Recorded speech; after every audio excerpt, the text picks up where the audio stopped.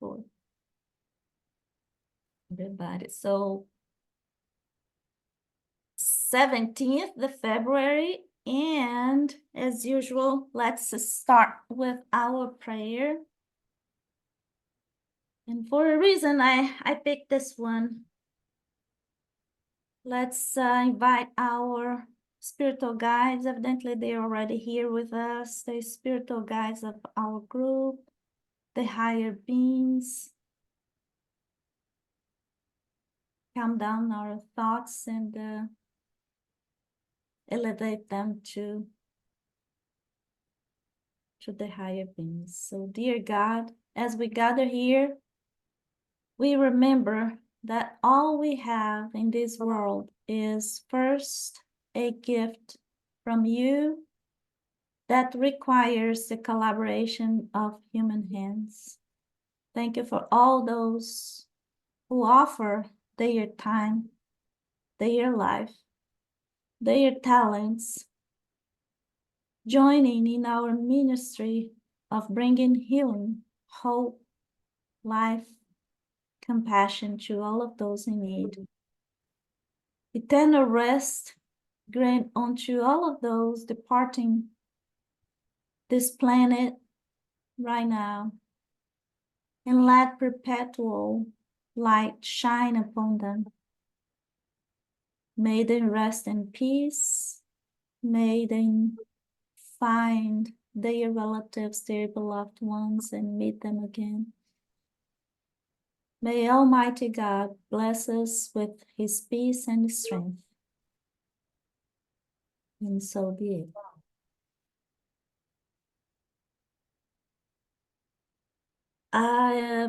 So yeah, I will not talk about the agenda, but we just finished the discussion about the Missionaries of the Light, this book from André Luiz, and the next one is gonna be Workers of the Eternal, the Life Eternal. It's been a while since I read this book. I'll have to read it again. I just recall it was one of the first ones that I read out of this series, and I was very impressed. So you will like it. It's a very good book. Workers of the Eternal, of the Life Eternal. Have one of you guys read this book before? No? Luis, yes. Not you. Anyway, so we're about to finish Moral Perfection, and it's gonna be the last meeting about this book number 3 that covers moral laws. Last time we met, we were discussing about this question: is it wrong to study other people's faults? And the answer was to do so merely for the sake of criticizing or exposing them is wrong, because it demonstrates a lack of charity. To do so for your own benefit to avoid replicating those flaws may sometimes be useful, but you must not forget that understanding the faults of others is one of the elements of charity. So that was a part of the answer to the question 903 in the Spirits book. And the next question for us to think about is it wrong to probe the plagues of society and revealing them?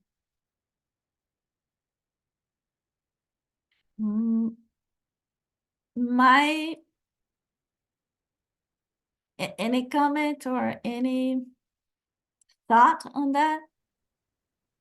I am afraid that I am doing that now. Yes, you are an activist. You are very aware of the issues. Carol, please. No, I don't think it's wrong at all to probe the plagues of society and reveal them. Mm-hmm. think it can be very helpful. It does. It does. Don't we Anybody? hear this on TV every day? And I'm saying lies, lies, lies.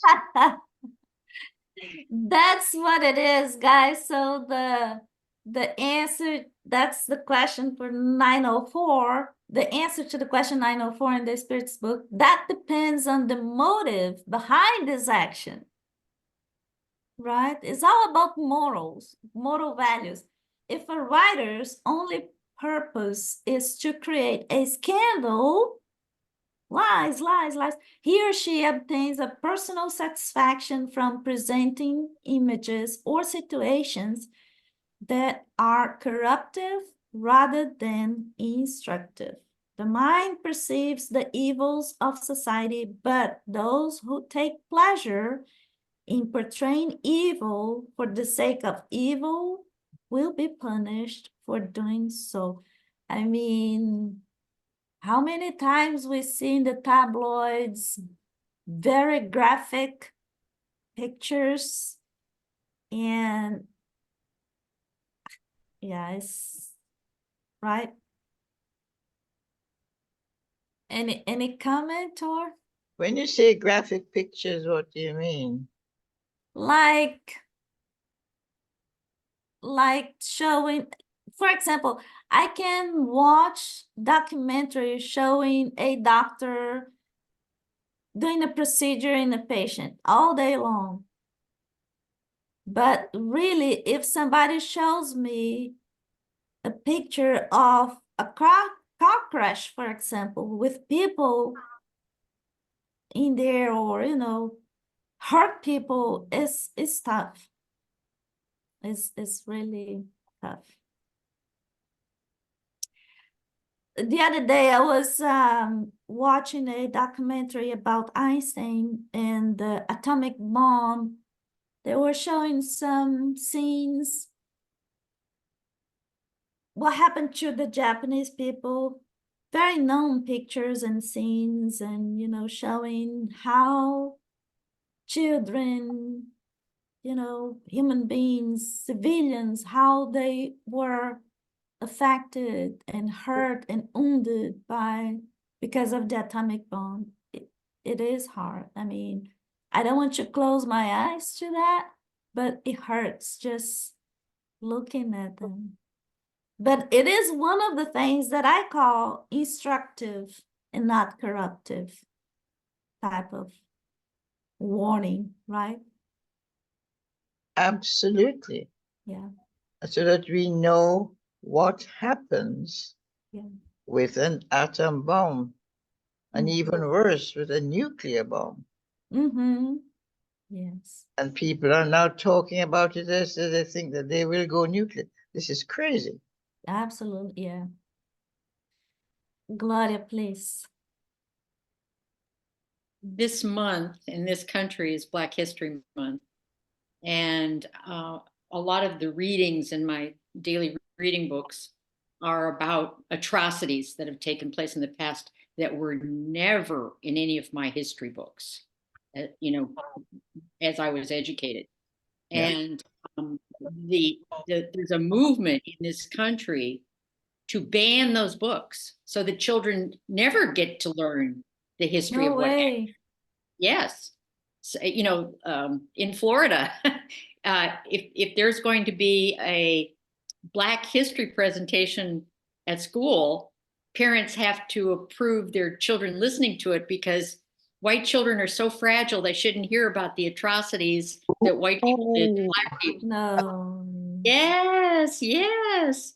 So, I'll tell you what, just allow them to take a trip in one of those third world countries in Latin America. Go to a favela place, a strange town type of city. It's but that's an example of when it's important that the truth be told, because Black people aren't going to solve racism in this country. Racism has to be solved by white people because they're the ones who are doing it.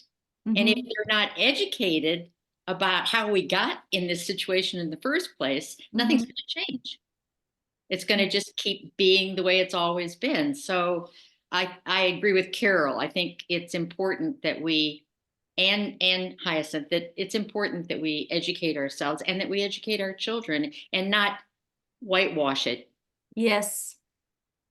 Yep, absolutely. I remember in the city I grew up, on my way to school, I had to pass underneath this bridge. And in that bridge, I saw so many families slipping by with children, small children, and the need was huge. So I remember passing over and over and looking at that, and I swear that really spoke loud to my heart. So it's, yeah, Today's one, even worse, Anna. It's worse. Mhm. that kind of thing should never be hidden from, that's reality. That's the world we live in. Sorry, Giles, you have your hand raised. Yes, indeed. I was raised in Ireland and went to a Protestant school in a Catholic country. But in this school, they taught Irish history, and they taught the truth about what the English had done, left, right, and center all over the world. And when I would then visit relatives in England, I would mention some of these things, and they pretended not to hear. They didn't know, basically, because in England, of course, it was not taught. So I'm seeing a repeat of this performance in Florida now. It's not all over the United States, luckily, but it's a general attitude, obviously, to hide the things you're ashamed of. The Tulsa massacre and the various other horrible Human things. nature, yes. Yeah. But the positive thing about this is that anybody who wants to find out anything can find it out on the internet. And that miracle, that amazing miracle, is available to everybody who's interested in anything. And obviously, when you start reviewing something, you find one website that says makes outrageous statements, then you go and look for another one. Does it repeat the outrageous statements, and so on? And bit by bit, the truth emerges.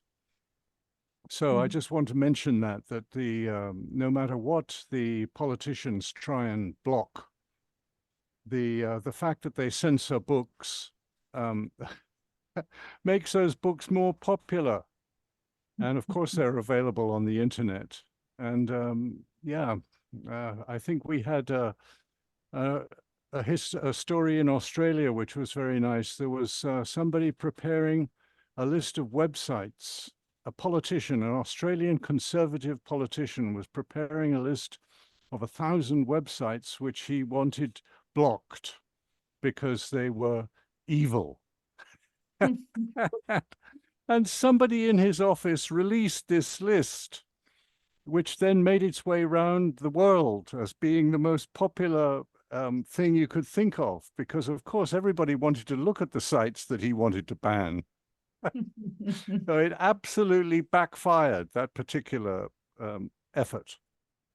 Interesting. Yeah. Thank you, Giles.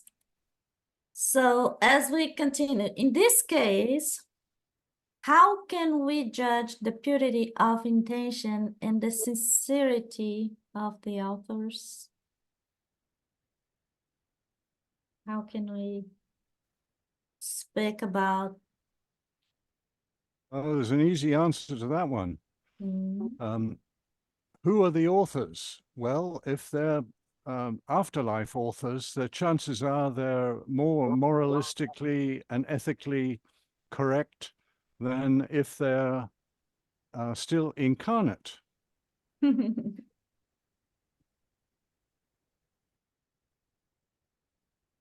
I I agree, but remember that if I transition to the afterlife the same way I am now, no, let me rephrase this. Just because I transition to the afterlife doesn't mean that all of a sudden I become honest and, you know, good Spiritually intention. advanced. Wise. Exactly. Yeah. You don't become more Thank you. spiritually advanced when you die, right? Is Yeah. when you transition, yes. But the purity of intention and the sincerity of the authors, the words explain what the answer is. When you read other things by those same authors, you can determine the purity of their intention and their sincerity. Especially, I like the afterlife, that they occasionally say so. They say, "We don't know it all." Yeah, I agree. And that is the most convincing thing and we're oh, if we don't know, I will go and ask and find out and get back to you. That's what I want to hear a psychic say one day. Yes. Anybody else? Well, when I read a lot of what I am forced to read, no, I don't read it, but I listen to, yes, I read some of it and listen to it. I know from experience that that's total insincerity, that's totally misinformation. And they're also there judging other people by their own standards and by their own thinking. Good point. Yeah.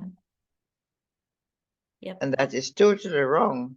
So I'm afraid that I say very often out loud bullshit because I know it is. Yes. Yes. I mean, this is just from experience. Yeah. Because, you know, I hear something and 50 years later, when the archives are opened, they were all lies. So how do I believe anything these same people say? I don't. Automatically not. Yep. Until it's proven, no, this time it was okay. Yeah. Yeah. Good point, Hyphen. Yeah. Anybody else? Nope. So that's the answer to the question 904A. It is not always necessary. How can we judge the purity of intention and the sincerity of the authors? It is not always necessary. If authors write good things, you profit by them. If they write bad things, it is a question of conscience. However, if they want to prove their sincerity, do they do it by the excellence of their own example? That's exactly what Hyacinth was talking about, you know, if and was Jesus, he said, you know the fruit, you know the tree by their fruits or something like this. I cannot recall the right words, but By their fruits you should know them. So it's the fruits that will tell. Yep, yeah. So A good tree does not bring bad fruit, and a bad tree does not bring good fruit.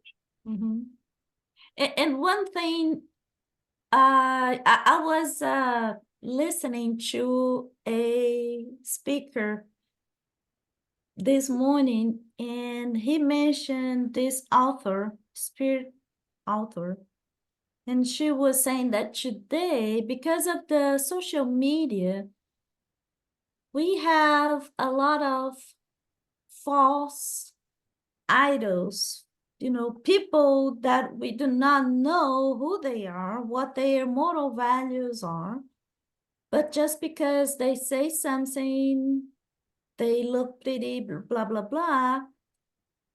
Lots of people, they feel like withdrawn You know, they feel like they have to follow that person, and whatever that person is saying, it gets a lot of attention. So this spiritual author, she was saying those are the heroes of the day that will not, how can I translate? Heroes of the day that, of a single day or something like this, of a day that will not, heroes of a single day, meaning it's fast, they do not last. So that's another thing, you know, a good writer or a good content will prevail, will be here time after time. It will be, you know, a truth no matter what, right? Like Chico. Yes, yeah. And whatever he was saying, he was walking by, right? It was not for, okay, this is for you guys. No, he was living by those lessons and rules. And yeah. Okay, so next one is, there are great books that are full of moral teachings from which their authors have not derived much moral profit despite helping the progress of humanity. Is the good those authors do by their writings be counted to them as spirits?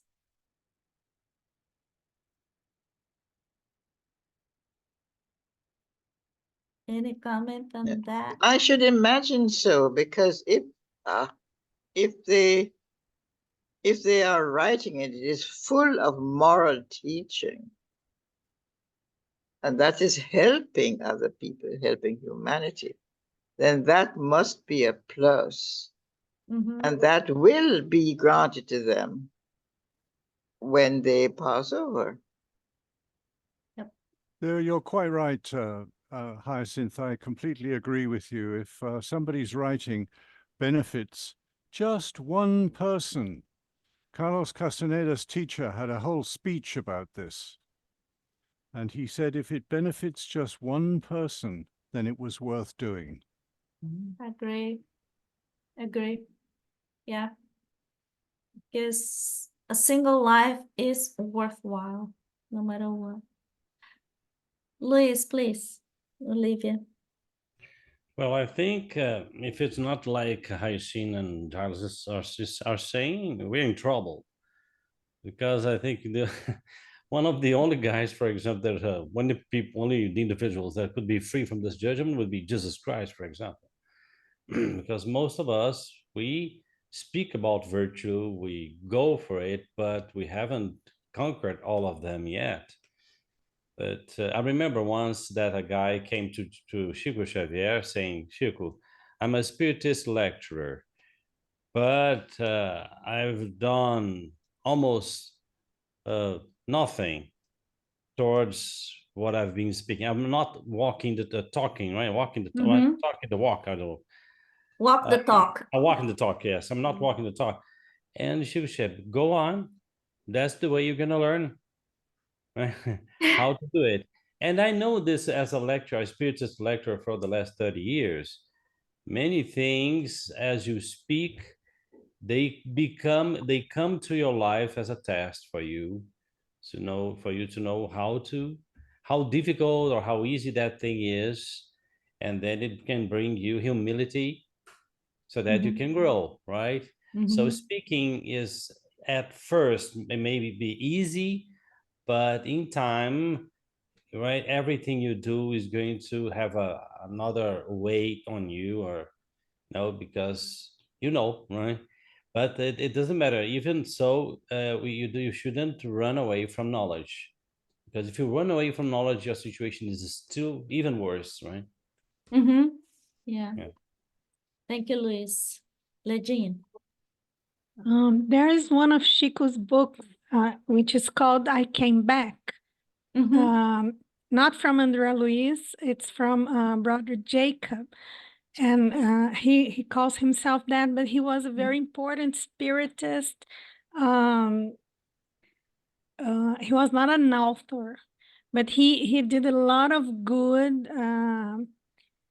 And while he was here, he was one of the people who founded, who created the Spirit Federative, the FEB, né? A federation, And the Spiritist Brazilian Federation, yeah, Federation. thank you.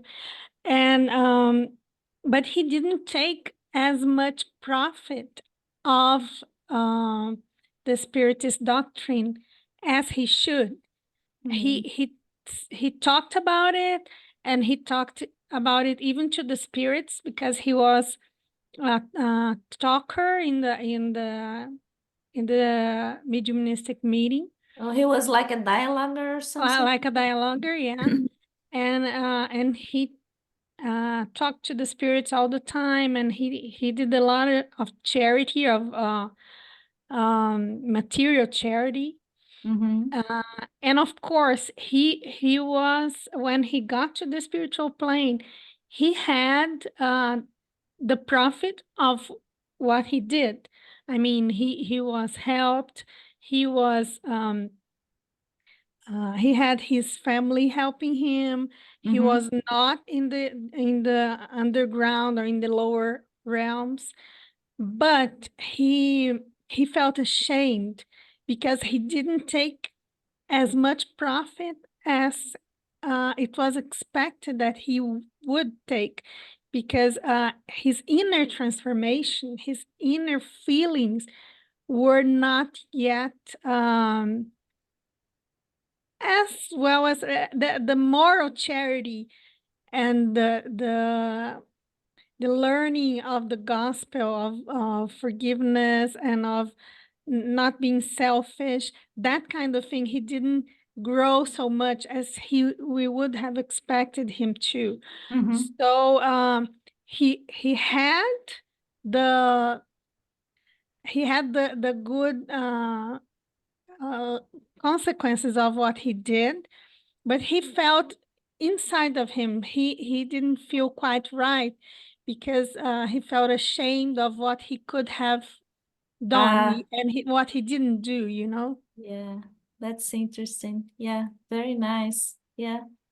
I never knew much about him. I know the book you're talking about, but I never knew much about his. Yeah, interesting. Yes, It's and very look, interesting. this guy, he was, his real name was Friedrich Finger, and he was responsible for financing the publishing house of the Spiritist Federation, and we Oh, read wow. those Chico Xavier's books nowadays because of him, Oh, wow. because he was very rich, he was Jewish, and he was there was a book by the Federation, right, praising him and putting him as one of the icons of Spiritism in Brazil. And then Chico had a problem receiving that book, because when Chico in the book said that the guy was sort of gray on the other side, there was a reaction, right? Yeah. There was a reaction of the Federation, say, "Oh, come on, how can you say that?" But then they accepted later on. Was not a politician. Yeah, Chico was not a politician, right? Oh, yeah. Okay. So, Luis, you were the last one. So, would you please Okay, read? so again, repeating the question, there are great books that are full of moral teachings from which the authors have not derived much moral profit despite helping the progress of humanity. Is the good those authors do by their writings be counted to them as spirits? Professing the principles of morality without subsequent action is like having a seed without completing the sowing. What is the point of having the seed if you do not make it bear fruit to feed you? These authors are even guiltier because they possess the intelligence that enables them to understand, but by no practicing by not practicing the virtues they recommend to others, they fail to enjoy the harvest they could reap themselves. In my opinion, the question here, the answer here is towards the person who's speaking rather than the good the person is The doing. good, exactly, yes, yeah, Yes. I agree. Because there is another message by Shuk Xavier I think is very interesting. The message is called, let's see, in the free translation, do good by making mistakes.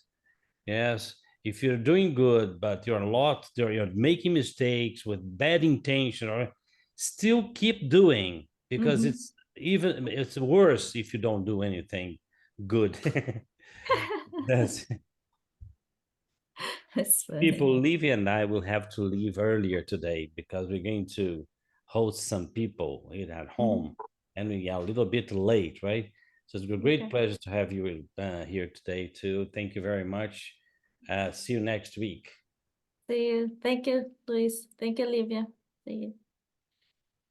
So, and here it is. So we finished this book number 3 that covers all the moral laws, moral perfection, and those are the final considerations for this chapter.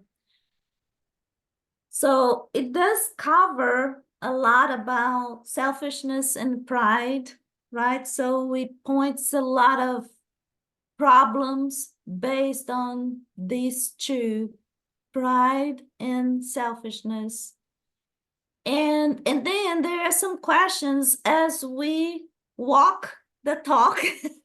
There are some questions for us to keep in mind as we do read all these books, and we try to grasp as much as possible the lessons from the Spirit. So the first question, do I hold any of those virtues or moral values that they mention? If I don't, then there is a room for improvement. If I still do, there is still room for improvement because we are far from perfection. So do not just rest because you feel like, okay, I can forgive my neighbor. I can know there is always room for improvement, right? The other question is, what is the connection between charity and love to our neighbor? There is,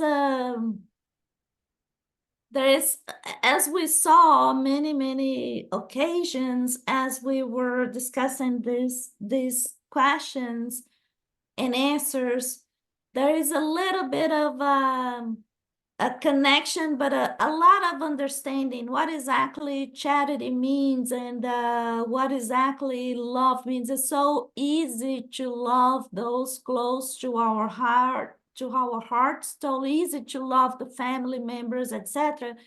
But how about somebody that is right now in the other face of, in the other part of this world and pointing a gun to another human being? So it's tough to say, I love you to that guy, but it is something for us to work on it, how to understand and how to understand love and how to understand charity. I might not support the habit of somebody, but certainly I should not and never hold hate or hatred in my heart towards anybody, right? The other question is, am I supposed to be perfect? Well, in this world, perfection is not something that we can certainly achieve, but that doesn't mean that we should stop there. Perfection takes thousands of incarnations, I would say. Gloria, please. Cheryl Page does a group once a month, and she told me something that this is so good. Michelangelo's statue of David is so beautiful and so perfect, and supposedly how he explained that to her she went to Italy to see it, and she connected with him, and he said that that statue is that image is so beautiful, and he told her that, and she asked him, "Who is David?" And Michelangelo told her that David was the son he never had, and she asked him about how he made it, and you've heard that story before. He would look at stone, and it's not that he created the statue. He uncovered it. He Yes. shed the parts of it that weren't beautiful to reveal the parts of it that were perfect. And so he saw himself as uncovering the beauty in the stone. And so am I Exactly. supposed to be perfect? I see us all as perfect, and we're here uncovering that because we've accumulated the weight of materialism, the weight of socialization, the weight of blindness, the weight of the way of this world, and so we came here perfect, and we're working on educating ourselves to uncover that potential. That was the word I was looking for. That Okay. potential. That's a very nice way to put it. That's yeah, I love it. Thank you, Gloria. Hi, Saint. Please. Well, when we talk about charity and love to neighbor, what immediately comes to my mind is Jesus' parable when he said you should love God and love your neighbor. And he was asked, well, who is my neighbor? And he told the story of the Good Samaritan, where somebody was beaten and robbed and left lying in the street. And people passed by and did nothing. One was a rabbi, different people passed by and they didn't do anything. Sadducee. Yes, I mean, all these people. And then there was a Samaritan who came, saw him, and he helped with his wounds, and then took him to an inn and said, please look after him. And when I come back, if the money I leave is not enough, I will pay you. I will pay you what it is, but please look after him. And so Jesus said then, who was the good, who was the one who showed great love?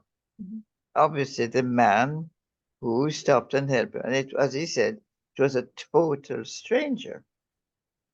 It was not his friend, it wasn't the man who lived next door. It was Exactly. a total stranger who needed compassion.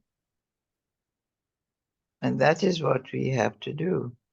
And exactly because of that story, Hyacinth, I believe that one of the very nice examples that we have is the medium mystic meetings, the release meetings that we, several spiritual center hold, because they are helping spirits they will never know.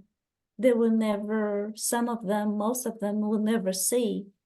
And the spirits will never know people helping them, but still they do a lot of, how can I say, they help a lot, and many people. Leda can speak about that, because she every week almost she is in those release meetings, and several cases passing by and people being helped. And when I think about that parable, that's exactly it. You not even see who those folks are. You do not even know, and probably will never meet those folks. But there you are, helping them. to be helped. Sorry, thank you, Hyacinth. Giles. Past life review. 3 words say it. That is the purpose of the past life review. To show you the effect you have on other people. Mhm. What Yep. bothers me, Giles, is feel their pain. I have caused it, and they're not there for me to say, "Oh, sorry, I didn't mean it."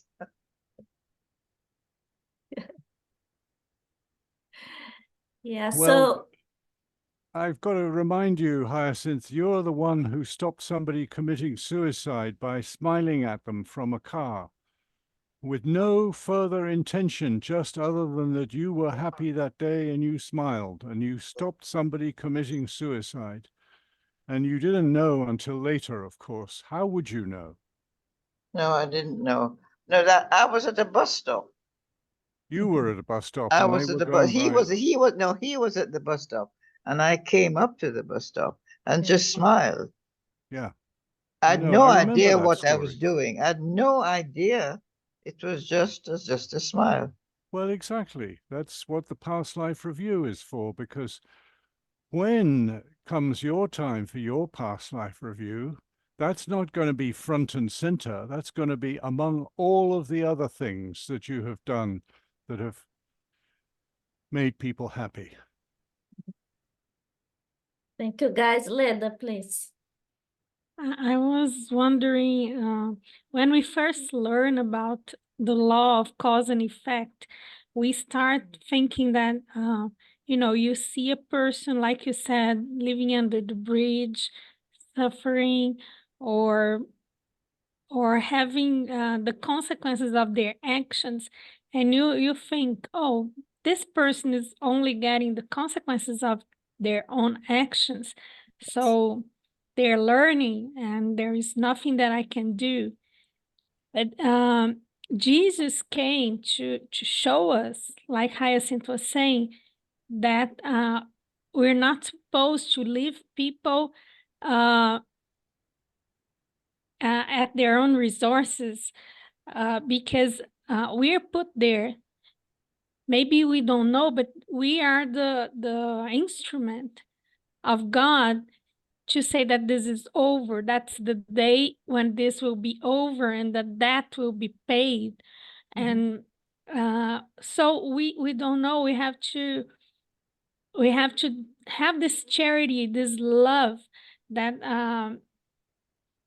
that we are being instruments of God's will in that part. So in this sense, charity and love are pretty much the same thing, right? Mhm. So when we are at the mediumistic meeting, the spiritual release there, as you say, we trust that the moment of suffering for that spirit is over, over. because there has to be a moment of change for all of us, Mhm. because otherwise we would be stuck forever in this circle of our selfishness and the consequences of our selfishness. So there's always a way that God give us a second chance, and that's charity. That's when charity comes. So it's so beautiful, because we that, like you said, we don't know who the spirits are, but the higher spirits, they know exactly when is the time to help, when is the time to be there for each and every one of us, right? And what I like about that, Leda, is there is no room for judgment, right? So as we do not know them, so there is no way we can judge because we have no means to do it. Yeah. But there is no room for judgment. I love that. Thank you. Hyacinth, please. Yes, because I know that people say, "Oh, he's miserable, or he's a beggar, or he's so," because he's paying for his sins, or paying for what he did. And I don't think how we can judge, because we do not know. Mm-hmm. Yeah. And there's another parable that Jesus told about a man being born blind. Mhm. And then people asked him, whose sin was it that he was born blind? Was it the parents or the man? And he said, neither. It was so that you were to teach you to have compassion. Exactly. Yeah, I love that. Yes. Thank you, Hyacinth. I quoted that with a priest once. We were at a special um, meeting, and this woman said she'd been born with both genitals and the problem she had growing up with that and so forth. Mhm. And so I was sitting beside a priest, and he said God was punishing her parents. Mm. And I said, don't you remember the parable of the man born blind?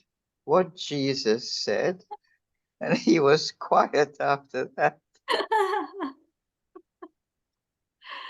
Love it. So brave.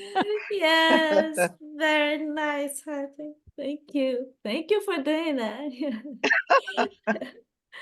Oh, these That parables are wonderful teachers. Yeah. Daddy, please. It reminds me of the story of Job. You know, all the terrible things that happened to him, and Yeah, everybody's trying to figure out, what did you do to deserve this? It's a weird story, that one. I'd learned, Joseph, I didn't do anything. I did all I could. Well, you must have done. Yes, yeah, I don't remember. Yeah, yeah, that's and really, if we just use the law of cause and consequence to refrain, if we just use that an excuse and say, okay, so I cannot help that person, he or she is dealing with the consequence of the deed. That's cruel.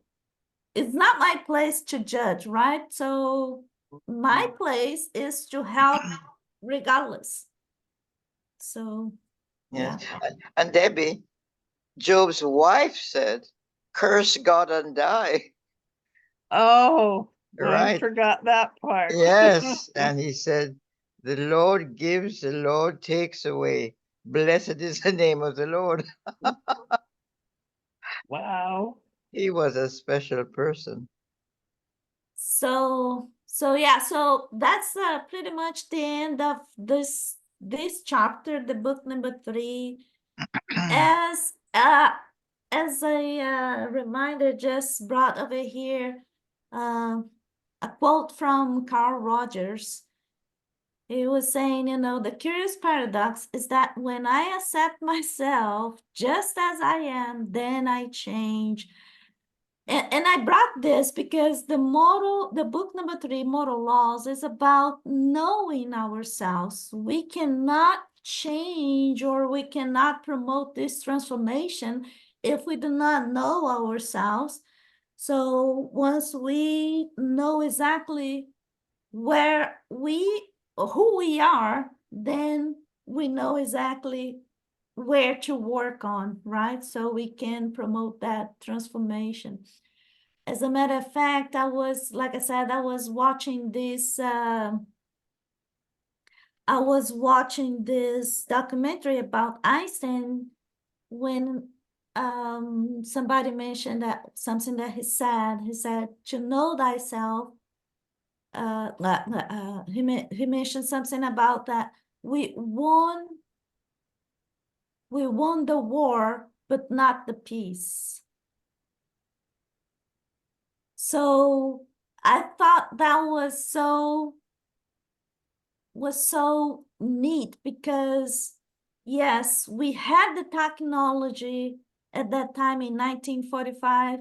We had the technology to, when I say we, not we, but the Allied countries, they had the technology to stop the war, but because we didn't have the moral values, we didn't, and until today, we do not have, we are not morally got to the point that we can finally reach peace.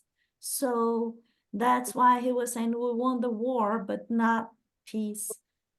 And I love this sentence from Socrates: to know thyself is the beginning of wisdom. And that's what it is, you know. That's exactly when we start to think about where to change and how to do it. So I love that.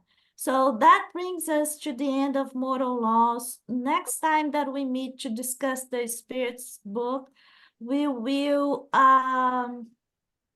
we will start by the introduction. I will cover a little bit about introduction, and then we will start the book 1 that goes over first causes. And this first part is about the universe, creation of universe, and is very, very full of nice, very interesting questions and very nice and wise answers. And yeah, I was just putting over here, you know, I was putting together this morning those slides when I recall that in the Gospel according to Spiritism, the title of this chapter 17 is Be Perfect. And perfection means a lot about moral laws. And speaking about the moral laws, just something that I would like to remind what the Spirit's book says, you know, gravitating towards the divine union is the goal of humanity. 3 things are necessary to reach this goal: knowledge, meaning science, right? Love and justice. So love means it talks about the moral values. So that's when we start learning about love, when we develop those moral and ethic values in our hearts. And justice, remember, this justice they are talking about is not justice on earth, but, you know, justice as the spirits know it. And then the Spirit continues: 3 things conflict with this goal: ignorance, hatred, and injustice. So congratulations, guys. We finished book number 3. Yay. And next time that we meet, then we will go back to the beginning and start looking at a little bit introduction in book number 1, talking about the universe, creation of universe, and so forth. I'm looking Okay. forward to that creation story, because the present creation story doesn't make much sense to me anymore. Yes, I love it. I love that. I love that you were curious, because I was too. And yeah, hold tight. We'll talk Because about it. remember, when there were 4 people in the world, there was a murder. Mm-hmm. 4 people, and there's a murder. Mm-hmm. And then Esau goes off. No, Cain goes off to find himself a wife in another Yes. country. From So, yes. so please, which country? Another planet, maybe. Yeah, that's neat. Okay, guys, Gaia, so I've just got a question for everybody. Mm. We've heard that the spirit Gaia is the ruler of Earth. And we've heard, as most of you will know, that the sun god, the spirit in the sun, is called Ra. Does anybody have any strong feelings about planetary bodies, or indeed suns, having overall spirits in them? Well, Ra is the Egyptian sun god. Yes, the sun, the sun. Mhm. It hasn't changed much since then. Let me just, Does anybody have an opinion about whether there is a spirit in each of these planetary bodies? Well, I've heard that there's, you know, everything's alive, minerals, rocks, plants, everything. So seems like there would be. So that's a yes. That's one yes so Yes. far. And another yes from Anna. All right, that's 2 yeses, 3 yeses. Oh, 4 if you count me, of course. Everything is alive, but I don't know if people can identify the name of which god is ruling what. Well, that wasn't the question. The question was, is there a single spirit which is overall in each planetary or stellar body? I just wondered I have your a- opinion. I have an opinion here because about Hyacinth and your question together, Giles, because I've heard an interpretation that Adam and Eva and Cain, Abel, I don't know the names in English, that they were not one spirit. They were like a group of spirits. You know, so you had Adam was a group, the first group of spirits that were on Earth, and they couldn't be alone, and there then came the second group of spirits, which was Eva, and they started to build the Earth. So that would be actually a legend of groups of spirits.